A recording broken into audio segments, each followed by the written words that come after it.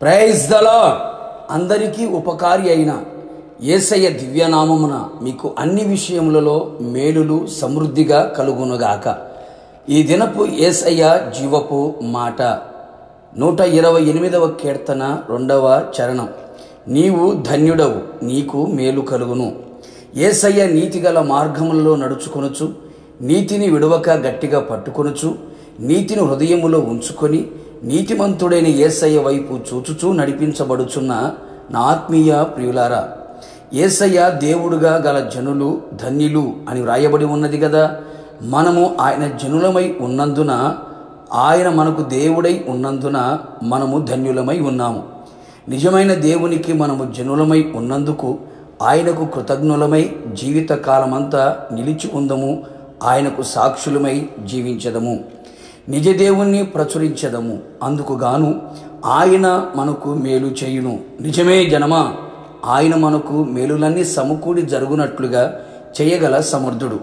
నిత్యము మనకు మేలు చేయుచు, మేలు చేయుటకు మన మీద దృష్టి నిలిపి మనకు మేలు చేయుచు ఆయన ఆనందించువాడే ఉన్నాడు. ఆయన జనులకు దాచి ఉంచిన, సిద్ధపరిచిన రెండింతలుగా అధికముగా మేలులను ధారాళముగా దయచేయుచు వర్ధిల్ల చేయు దేవుడై ఉన్నాడు. ఆయన ద్వారా ప్రతి మేలు పొందుటకు తగిన జీవితము మనము జీవించదము.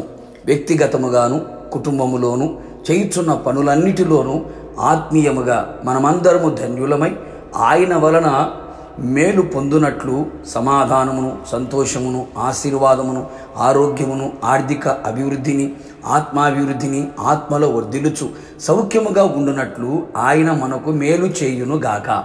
అందుచేత మనమందరము ఆయనతో సహవాసము గలవారమై ఉందము. లోకముతో, పాపముతో, భక్తిహీనులు, బుద్ధిహీనులు, దేవునికి విరోధమైన కార్యములలో మింగిలైపోయిన వారితో సహవాసము, స్నేహము చేయక, ప్రార్థన అనుభవాలతో వాక్యము విని దాన్ని ధ్యానించుచు అనుసరించువారమై, ఆత్మాభిషేకముతో నింపబడి నడిపింపబు గలవారమై, సహవాసము గలవారమై మేలులు అనుభవించుదుము. యేసయ్య నోటి మాటల యందు శ్రద్ధ కలవారమై, ఆయన మాటను విని అనుసరించి ఆ మాటలే ఆత్మీయ బాటలుగా వేసుకొనేదము. యేసయ్యనే ఎక్కువగా ప్రేమించుచు లోకమును, లోకంలో ఉన్న వాటిని మరి ఏదైనాను ప్రేమించక, అధికముగా యేసయ్య మీదనే మన కొరకు ప్రాణం పెట్టి తిరిగి లేచిన యేసయ్యనే ప్రేమించి ఆయన వలన మేలునన్నిటినీ అనుభవించదము.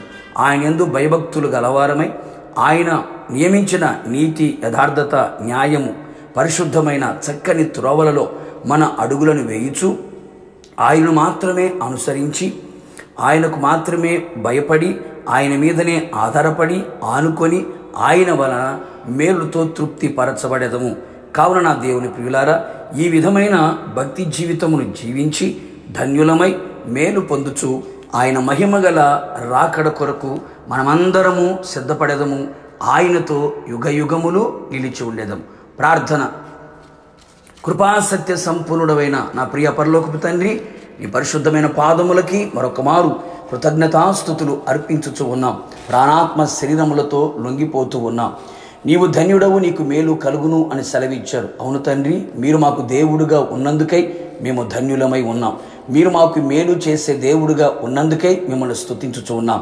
నీ ప్రజలు ఎలాంటి మేలు కొరకు మీ పాద సన్నిధికి వచ్చి ఉన్నారో, మీ వైపు చేతులు చాపుచూ ఉన్నారో, ప్రార్థించుచున్నారో, అడుగుచూ ఉన్నారో, నిశ్చయముగా వారి వ్యక్తిగతంగా, కుటుంబపరంగా, శారీరకంగా, ఆత్మీయంగా, అన్ని విధాలుగా, అన్ని వైపులా, అన్ని కోణాల్లో మేలులన్నీ సమకూడి జరుగునట్లుగా, మేలుతో వారి హృదయం తృప్తిపరచబడినట్లుగా, ఊహకు మించిన ఘనకార్యములు నీ ప్రియ బిడ్డల జీవితములలో మీరు చేసి ఉన్నందుకై కృతజ్ఞతాస్తుతులు చెల్లించుచు మమ్మల్ని అందరినీ కూడా మీ ఆగమమునకు సిద్ధపరచుచున్నందుకై మరొక మారు మీ పాదముల చెంత శిరస్సు వంచి నమస్కరిస్తూ యేసు నామములో అడిగి పొందుకొని ఉన్నాము తండ్రి, ఆమేన్.